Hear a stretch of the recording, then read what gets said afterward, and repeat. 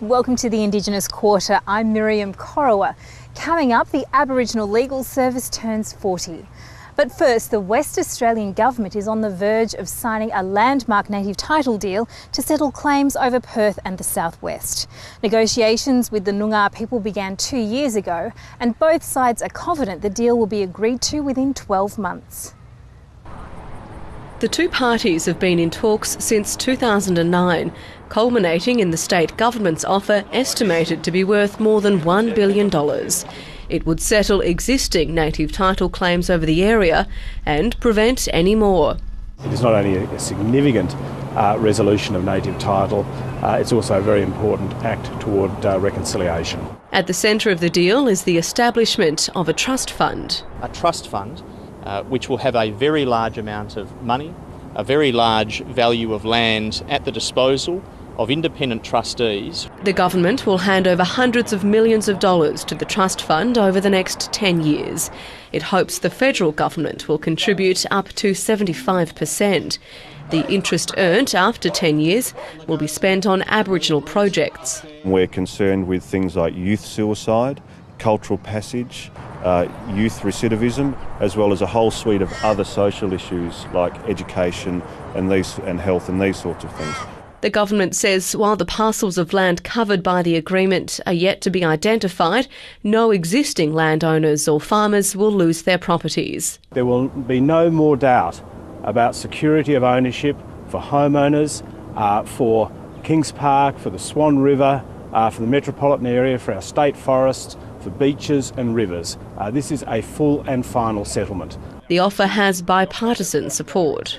I hope that we are very close to striking an agreement that I think can hopefully settle 200 years of a terrible history between black and white Western Australians. An act to be introduced into Parliament will recognise the Noongar people as the traditional landowners. About 200 Noongar people are expected at the first meeting with the Premier next week to discuss the offer. The state government hopes the deal can be agreed to by the end of the year and rolled out in the second half of 2013. Tasmania's southwest is known for its rugged beauty and tough bushwalks, but there's been little public explanation of the Aboriginal heritage in the area. A new federally funded walk inspired by the local Nidwani people is attempting to change that. Melaleuca, in the heart of the Southwest Wilderness World Heritage Area, has always attracted bushwalkers, but at least half of the 6,000 visitors are day trippers. Many are reluctant to try the tougher walking tracks, with most opting to take a boat trip out to Bathurst Harbour. Now there's easy access to the wilderness through the new Nidwani Walk, which gives an insight into the lives of the local Aborigines. The track actually comes through the typical button grass moorland, which is so typical of the southwest, and then through the tea tree forest, which again is fantastic, and then out into the lagoon, so glimpses of the harbour and Mount Rugby and the eastern and western Arthurs. Built by rangers and Tasmanian Aborigines, the sculptural trail interprets the life of the elusive Nidwani tribe. One of the main installations is a dome-shaped hut and campsite. There's spears, baskets, grinding stones and other contemporary sculptures. There's been a mixed reaction to the walk. Some regulars are unhappy with the visual impacts of some of the installations. Others believe it just adds to the Southwest experience. It's really impressive just to see that this culture is being shown to us and it's being carried on. Even if they spend 60 seconds or they want to spend 20 minutes there, I mean, we've achieved something, a really good result. The Aboriginal community will continue to work with Parks and Wildlife to maintain the trail and change some of the temporary installations. Not so long ago, Aboriginal people weren't even recognised as citizens in their own country. They didn't have the right to vote, have legal representation or even fight for their own land. But in the early 1970s, a group of lawyers, including Robert French and Fred Chaney, got together to give Aboriginal people equality before the law. 40 years later, the Aboriginal Legal Service has become much more than that. A new book documents the story of the ALS from its humble beginnings to an organisation at the forefront of every major issue facing Aboriginal people today. I acknowledge the Gadigal, whose spirits and ancestors will always remain with the land Mother Earth, and thank them for allowing us to meet here this evening. It might be commonplace now, but a welcome to country would have been unheard of only a few decades ago. Up until the late 1970s, Aboriginal people had no legal claim to their land and no way of fighting for it in a court of law. Liable to arrest if you don't move. But the story of how all that changed has been documented in a new book. It was a time when Aboriginal people were being locked up left, right and centre for minor breaches of laws they didn't even understand. In my parents' era, which wasn't that long ago, they weren't allowed onto the street after dark or after 6 o'clock, so they had to be out of the towns.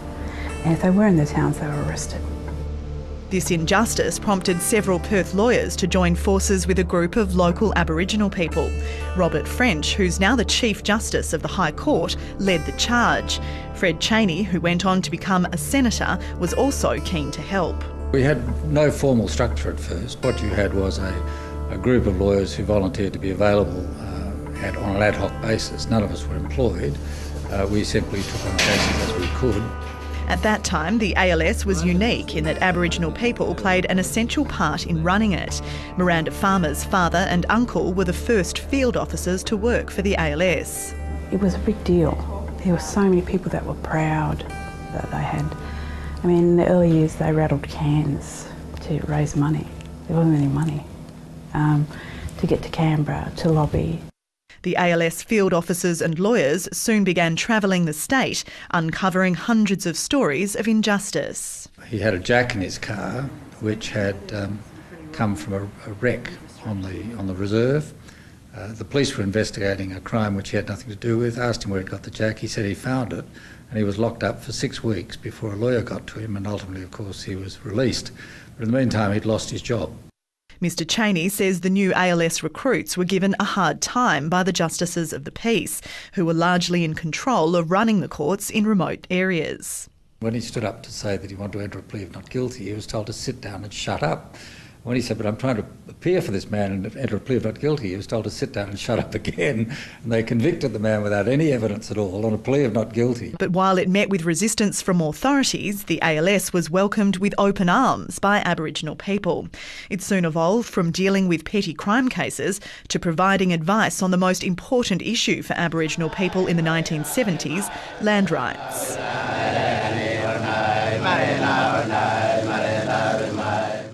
You had the court government, Sir Charles Court in Western Australia was the Premier, and it was a government that was just implacably opposed to any recognition of Aboriginal land rights.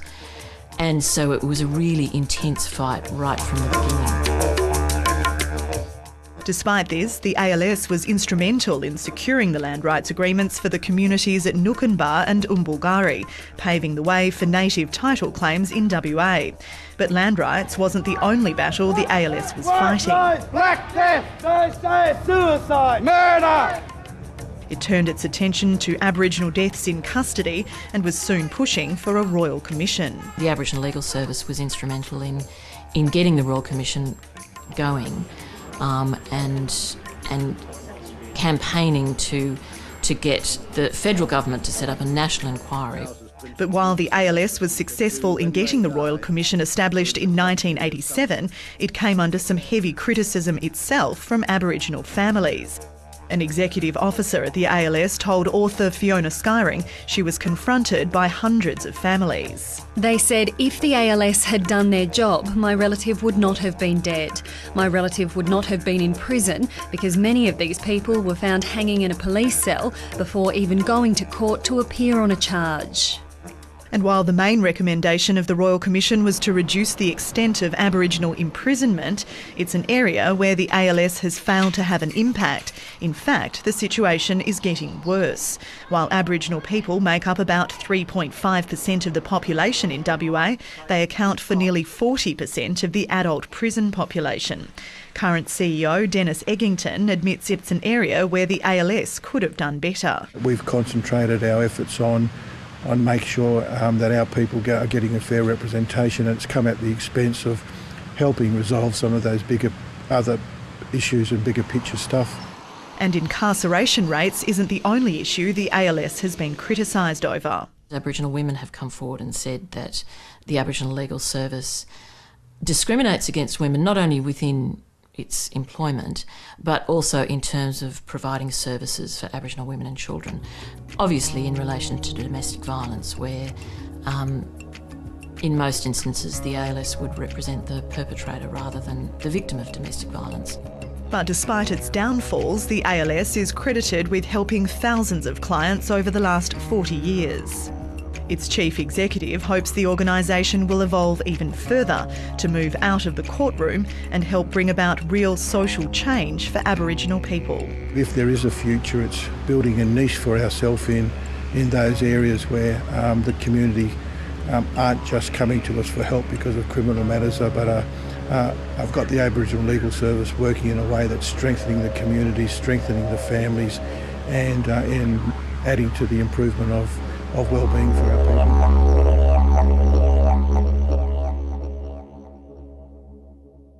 Australia's most powerful Indigenous Land Council has thrown its weight behind a push to stop seabed mining. There's been a surge in applications to explore for minerals off the Northern Territory coast. Traditional owners on Groote Island in East Arnhem Land say mining will destroy important cultural sites. The Northern Land Council says it supports the Andal people and other groups who oppose the practice. Traditional owners expressed a very serious concern, not just from a cultural perspective, but there is very limited regulations in regards to seabed mining. The NLC and the Andal Land Council have formed a task force to put together a plan to protect the waters. And that's all for this edition of the Indigenous Quarter. There's more Indigenous news on the ABC website at abc.net.au/Indigenous. And I'll see you again for Weekend Breakfast on Saturday morning.